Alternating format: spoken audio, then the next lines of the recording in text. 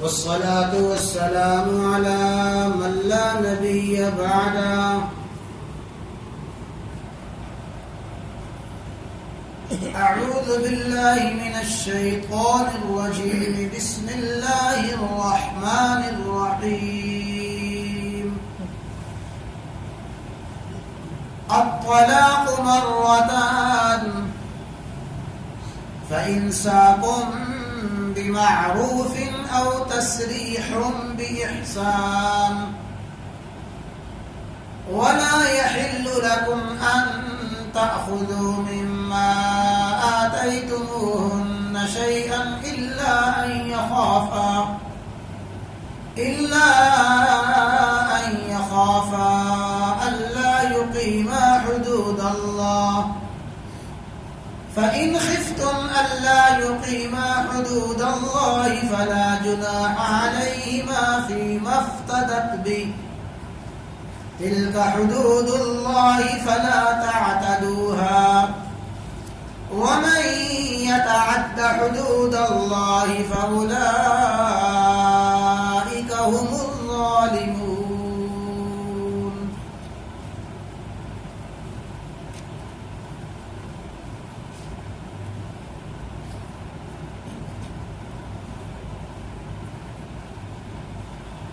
قرآن کریم کا دوسرا پارہ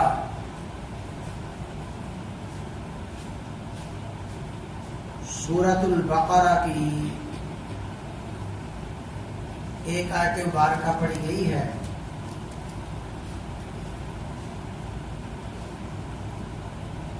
اسی آیت کریمہ کے حوالے سے انشاءاللہ العزیز 2-3 دروس میں بات ہوگی. اللہ تبارک و تعالی نے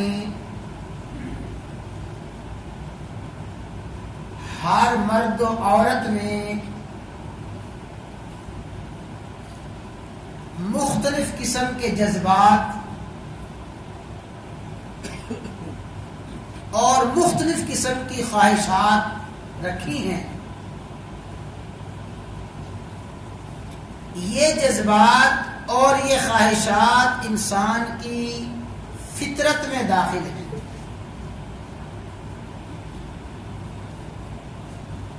اللہ تعالی نے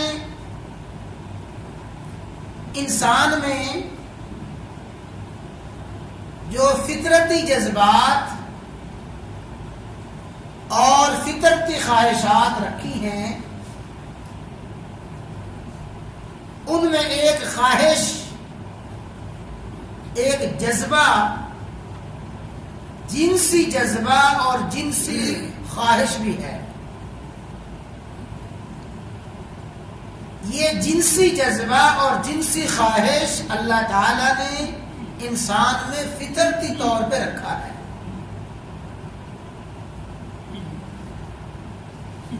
اللہ تعالی نے انسان میں جتنے جذبات رکھے ہیں اللہ تعالیٰ ان جذبات کو ختم کرنے کی اجازت نہیں دیتے. یہ جذبات ختم کر دو، یہ خواہشات ختم کر دو، یہ حکم ربی نہیں ہے. حکم ربی یہ ہے کہ اپنے جذبات کو، اپنی خواہشات کو پورا کرو، لیکن جذبات اور خواہشات کو اپنی مرضی کے مطابق نہیں بلکہ اپنے خالق و مالک کی مرضی کے مطابق پورا کرو.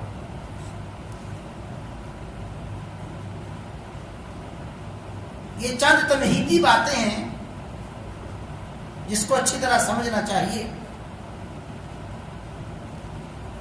انسان جب اپنے جذبات، اپنی خواہشات کو، اپنی آرزوؤں کو، اپنی تمناؤں کو اپنی خواہش، اپنی مرضی کے مطابق پورا کرے گا تو ارشاد خداوندی ہے افرأیت من اتخذ الہہ ہواہ، اس شخص کو جانتے ہو جس نے اپنی خواہشات کو اپنا خدا بنا لیا ہے۔ اگر انسان ہر خواہش کو پورا کرے، ہر آرزو کو پورا کرے، اپنے ہر جذبے کو پورا کرے، تو فرمایا اس نے اپنی خواہشات کو، اپنے جذبات کو اپنا معبود بنا لیا ہے۔ اور اس وقت خواہشات کی تکمیل کبیرہ گناہ ہوگی، بہت بڑا جرم ہوگا جب اپنی خواہش کو اپنی مرضی کے مطابق پورا کرے گا۔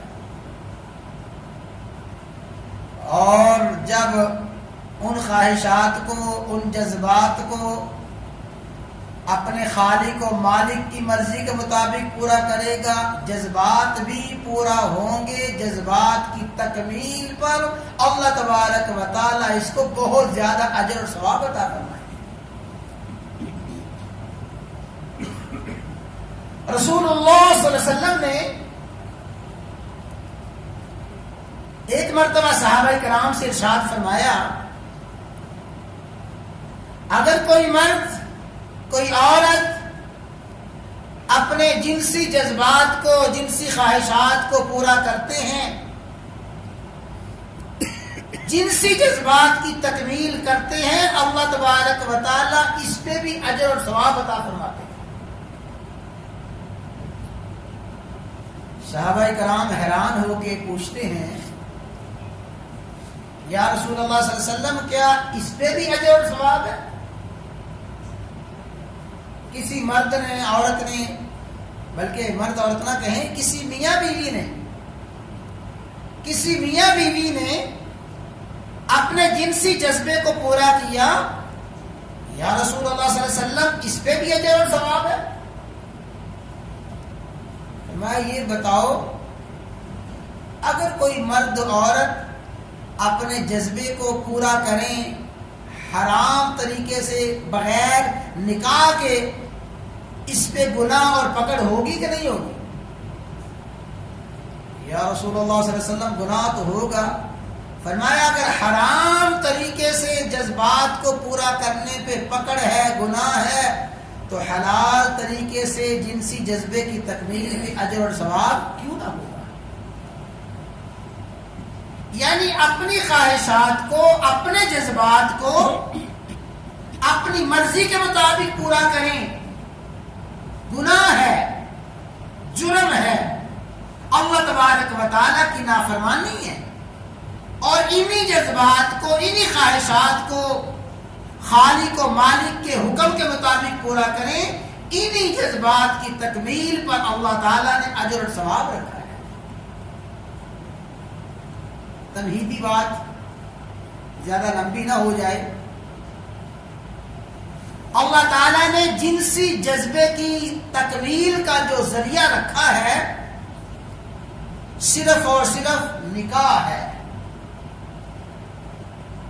نکاح کے ذریعے جب مرد و عورت نکاح کے بندھن میں بندھ جائیں اور نکاح کے ذریعے، نکاح کے بعد اپنے جذبات کو، خواہشات کو، جنسی جذبات کو پورا کریں، اللہ تعالیٰ نے اس پہ اجر اور ثواب رکھا ہے۔ تو نکاح جذبات کی تکمیل کا اللہ تعالیٰ نے ذریعہ رکھا ہے۔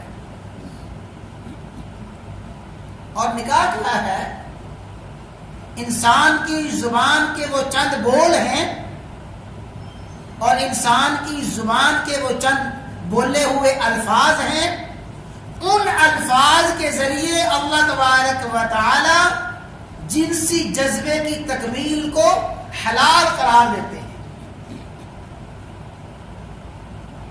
اور پھر شریعت نے، قرآن کریم نے، رسول اللہ صلی اللہ علیہ وسلم کی احادیث نے ایسی ہدایات، ایسی نصیحتیں ارشاد فرمائی ہیں، اگر مرد و عورت ان ہدایات کے مطابق، ان نصیحتوں کے مطابق، رسول اللہ صلی اللہ علیہ وسلم کی ان روشن تعلیمات کے مطابق چلتے رہیں گے، ان کی یہی زندگی جنت کا نمونہ بن جائے گی.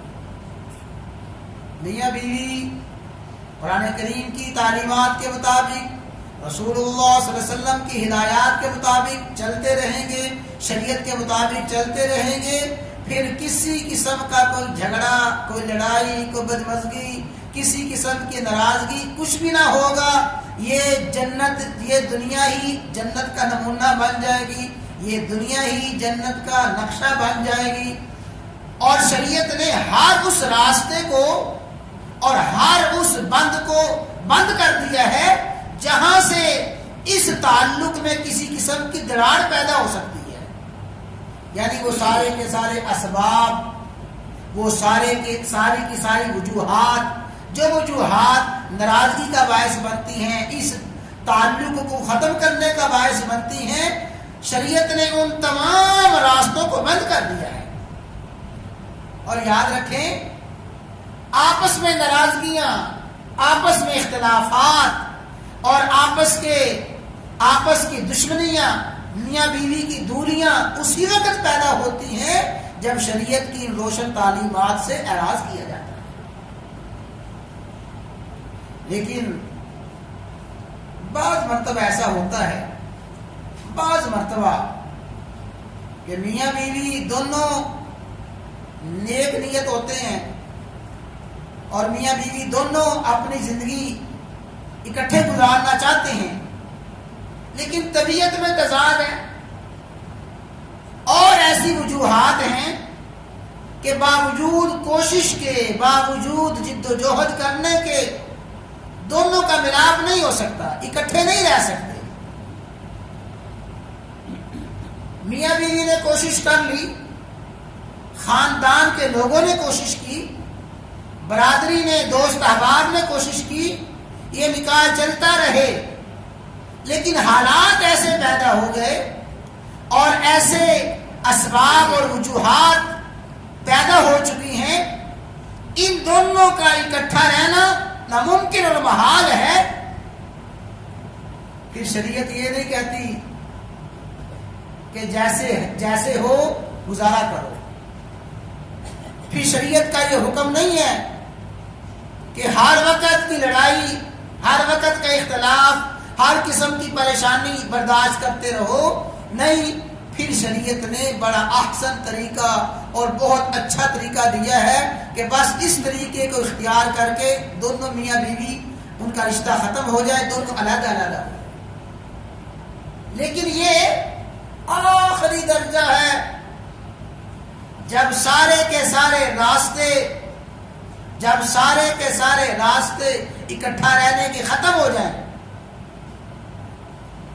رسول اللہ صلی اللہ علیہ وسلم کی مشہور حدیث ہے، فرمایا ابغض المباحات عند اللہ الطلاق. جو جائز کام ہیں، جائز کاموں میں سب سے ناپسندیدہ کام اللہ تعالیٰ کے ہاں طلاق ہے جائز، لیکن جائز ہونے کے باوجود سب سے زیادہ ناپسند. ابغض بروزن افعل، افضل، اس میں تفضیل ہے. سب سے زیادہ ناپسندیدہ عمل، سب سے زیادہ ناپسندیدہ کام اللہ تعالیٰ کے ہاں وہ طلاق ہے. تو آخری درجے میں شریعت نے طلاق رکھی ہے. تو نکاح کی تکمیل، جنسی خواہشات کی تکمیل، جنسی جذبے کی تکمیل کے لیے اللہ تعالیٰ نے کیا راستہ رکھا ہے جی؟ نکاح ہے. اگر یہ معاہدہ اور یہ نکاح کی زندگی چل نہیں سکتی، ساری کی ساری کوشش، ساری کی ساری جد و جہد کے باوجود یہ نکاح باقی نہیں رہ سکتا، پھر شریعت نے بڑا احسن طریقہ رکھا ہے طلاق کا. چند بول ہیں، ان چند بولوں کے ذریعے، چند لفظوں کے ذریعے میاں بیوی کا رشتہ قائم ہوا، اور بھئی چند الفاظ ہی ہیں، چند الفاظ کے ذریعے یہ شریعت نے رشتہ ختم کر دیا ہے. جس طرح نکاح میں اپنی مرضی نہیں ہے، جیسے چاہو نکاح کر لو، نہیں، نکاح میں مرضی نہیں ہے.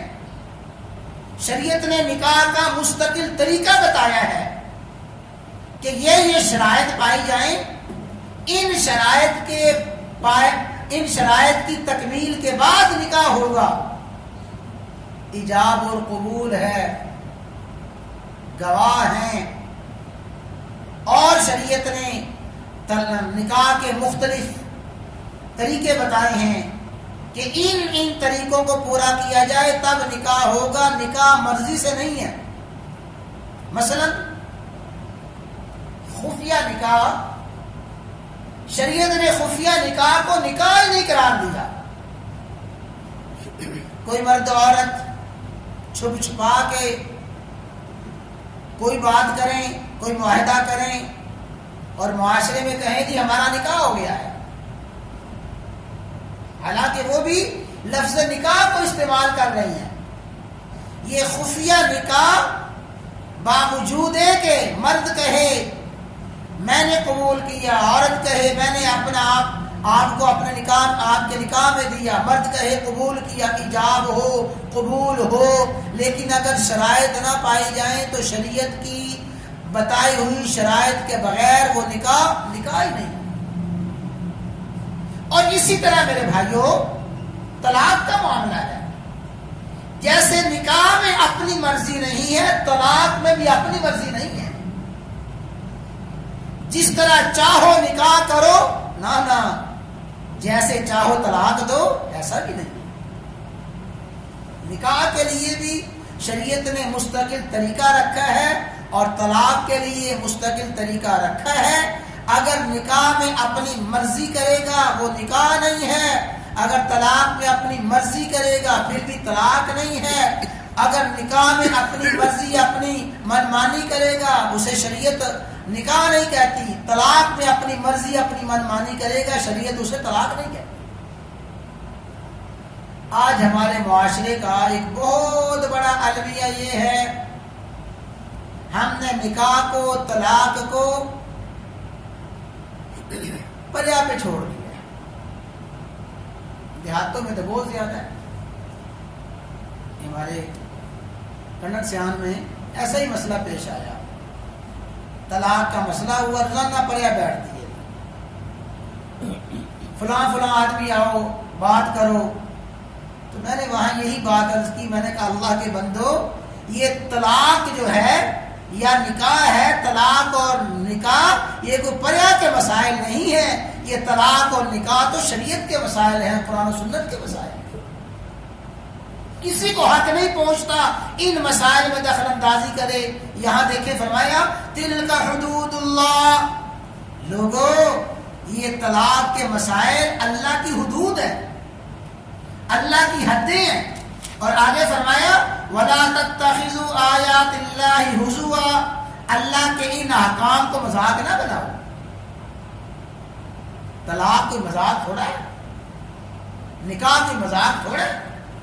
تو ہمارے معاشرے کا بہت بڑا المیہ یہ ہے کہ ہم طلاق دیتے ہیں، طلاق دیتے وقت اپنی مرضی کرتے ہیں، طلاق دیتے وقت اپنے جذبات اپنے غصے کو دیکھتے ہیں.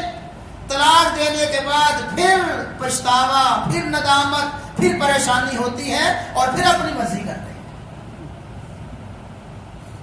طلاق دیتے وقت بھی اپنی مرضی اور طلاق دینے کے بعد بھی اپنی مرضی. پھر ہوتا ہے بجائے حلال کے وہی حرام عمل ہو جاتا ہے. ہمارے استاد فرمایا کرتے تھے، فرماتے تھے کہ مجھے کم و بیش 50 سال کا عرصہ گزر چکا ہے گجرانوالہ میں بیٹھے ہوئے. اس 50 سال کے عرصے میں شاید 2 یا 3 آدمی میرے پاس آئے ہوں گے کہ حضرت میں طلاق دینا چاہتا ہوں، طلاق دینے کا شریعت نے کیا راستہ بتایا ہے، کیا طریقہ بتایا ہے. طلاق دینے سے پہلے شرعی رہنمائی کے لیے 2 یا 4 آئے ہیں، باقی جتنے آتے ہیں طلاق دینے کے بعد آتے ہیں. جب طلاق دینے کے بعد آتے ہیں تو پھر مختلف ہیلے بہانے، مختلف لگی لپٹی باتیں کریں گے. ہمارے ایک مفتی صاحب تھے کراچی میں، فوت ہو گئے ہیں. اللہ تعالیٰ غریق رحمت فرمائے. فرماتے ہیں میرے پاس ایک نوجوان آیا، کہنے لگا حضرت مفتی صاحب میں مسئلہ پوچھنے آیا ہوں، میں نے اپنی بیوی کو طلاق دے دی ہے، اب شریعت نے کیا حل بتایا ہے؟ فرماتے ہیں میں نے پوچھا تو نے کیا کہا؟ میں نے کہا جی تجھے طلاق ہے. اچھا یہ طلاق تو نے کتنی مرتبہ کہا؟ میں نے کہا نا کتنی مرتبہ، اور اس کے چہرے کے تاثرات میں دیکھتا رہا. کہنے لگا جی ایک مرتبہ ہی کہا ہے. میں نے کہا ایک مرتبہ کہا ہے؟ کہتا جی ایک مرتبہ کہا ہے. لیکن حدیث یاد رکھیں، فرمایا اتقوا فراست المؤمن فإنه ينظر بنور اللہ. لوگوں مومن بندے کی فراست سے ڈرو، مومن بندے کی فراست اللہ کا نور ہے، وہ اللہ کے نور سے دیکھتا ہے. میں نے کہا ایک مرتبہ طلاق دی ہے؟ کہتا جی ایک مرتبہ دی ہے.